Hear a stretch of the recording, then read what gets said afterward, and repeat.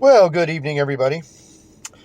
My name's Matt, and I figured that I would just go ahead and start saying some of the shit that people were thinking, but they're just not saying it. Anywho, let me give you a little background on me. I'm an HVAC tech. I work in the Bay Area. I live in Central California, and I have been witnessing firsthand our freedoms getting sucked away from us every day now for months, years even. Now, normally I am not one to complain. I'm not the one that's going to go turn in a meal because it's nasty. I just don't go back there, right?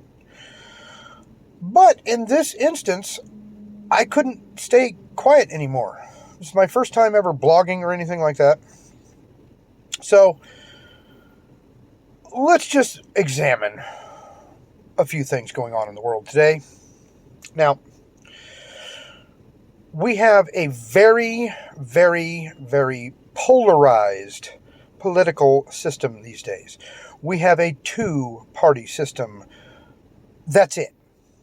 Any other party doesn't count. Nobody else gets elected.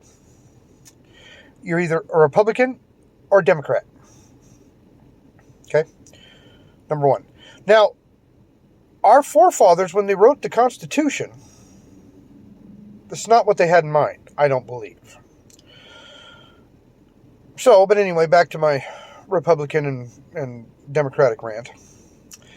So, anybody ever feel like you're living in a socialist regime country? Anybody know what socialism is? It's a polite way of saying communism. I personally do not agree with communism. My father fought against communism because it's wrong. Now, that's just my opinion. I'm not saying other communist countries can't do whatever they want to do. If their people revolt, hey, that's on them. I personally don't agree with it. Okay, number one, because socialism is just a polite way of saying communism, right? So if communism is just a way for the elite to control the masses. Read Animal Farm. Pretty easy. That's communism to a T. There's some haves and there's some have-nots. There's a whole lot more have-nots than there is haves. For instance, in our country today, 1% of the population controls 90% of the money. Has 90% of the money, I should say. Not controls, but has. Now that's retirement accounts and everything. That's absurd. You know what the figure was back in the 60s? The 1% elite had around 35%. Okay, I can deal with that. Hey, you know what? You work hard, you get paid. Fine. I'm no problem with that at all. No problem with that at all. However, you don't get to take everything and leave us with nothing, you elite fucks. That's not cool. It's not right. The masses will revolt. Now, I'm a law-abiding citizen. Okay? Pay my taxes. I vote. Have I had some run-ins with the law? Sure.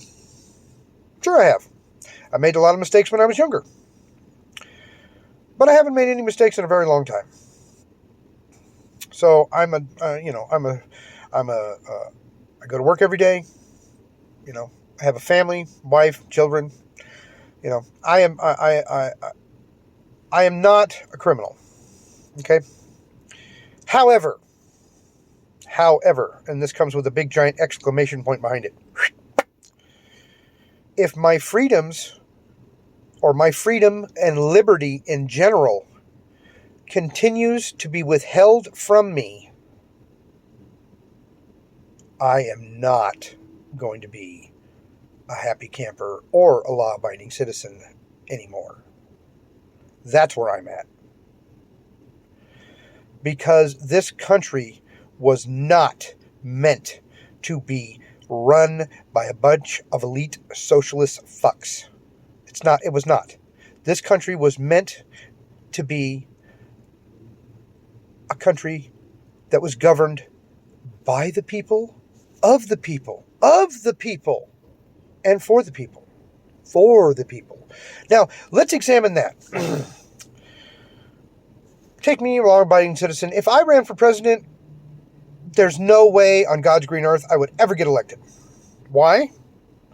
Because I don't have millions and millions and millions of dollars, or millions and millions and millions of dollars from special interests that want me to do what they want me to do, so they give me a shit ton of money. Now, that's not right. It's not right.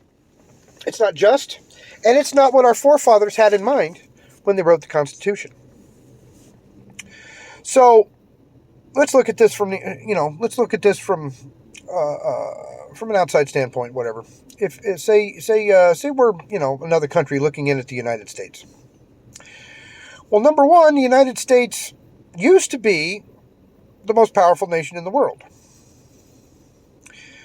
We're teetering on that. And the reason why I say we're teetering on that is because the rapid inflation of the dollar that we're seeing now is not even close to what it's going to be. And nobody's hollering about it. Nobody's saying anything. But here's some simple math for you, okay? Now, these are roundabout numbers.